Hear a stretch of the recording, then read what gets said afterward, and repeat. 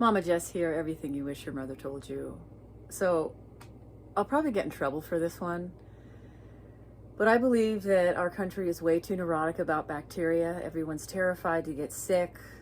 We have very little understanding of the bacterial world when it comes to ferments and cheese, and how raw milk is continually changing into a different type of food that is edible.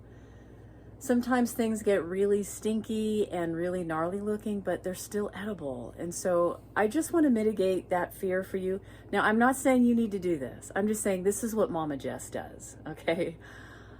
Now that I understand Geotrichum candidum and all the other bacteria, the different penicillins and fermenting, lactobacillus or whatever, it is indescribable what I'm willing to eat now. I will look at something and be like, oh, that's fine, when I would have been horrified in the past.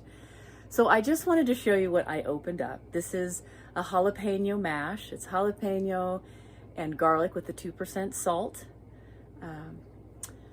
addition. So I just want to show you what I'm looking at and what I'm going to do. I'm not saying to do this. I'm just saying this is what I do. Okay, this is it. Here we go. All right, there it is.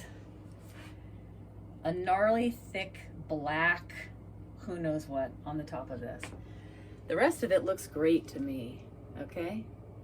So I'm going to scrape this off, and I'm going to proceed with my original plan to make pepper jack cheese. So I'm making cheese right now.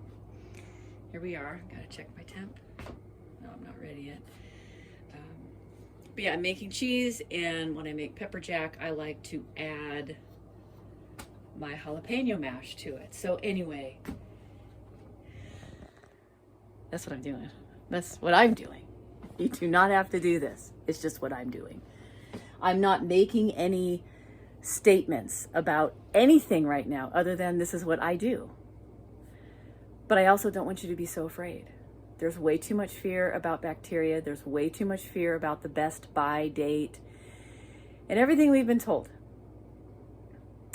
There's a lot more things that can be left out of the refrigerator than you could ever imagine, and that was the reason they were made. I have a whole medley of condiments that I don't need to put in the refrigerator because I can't get through them fast enough. Usually I will slow down the fermentation process by putting in the refrigerator, but I know so much more, and it has decreased my fear drastically. And so I don't want you to be afraid, that's all. So it would be really great if you could do your own study on cheese making and sourdough bread baking and all the other ferments, and watch how the bacterial world does its thing. Like, it's amazing. And the amount of flavor you can get from certain bacterias, it's like, how could we live without bacteria all these years in the sterilized, pasteurized culture? So I do not recommend, actually, if you are buying food, just general run-of-the-mill food from stores, a lot of those foods I would not trust. I don't know where they come from. I don't know what's happened to them.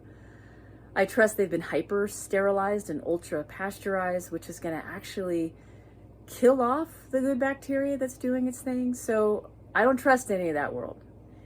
And I don't want you to trust that world either. But I do want you to enter into the world of real food, real bacteria, and understand all of the amazing ways that human beings have figured out how to preserve food by using bacteria. All right, so that's that. I'm gonna proceed finishing my pepper jack cheese.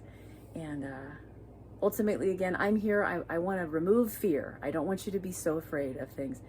I used to be terrified, but you don't have to be afraid. The more you explore, the more you do your own trial and error, you will see that these things are much more safe than you've ever known. So it's about being smart. We can only be so safe in this world, but it really is about being smart and having a lot of knowledge about what's really going on. All right, I'll talk with you soon. Bye-bye.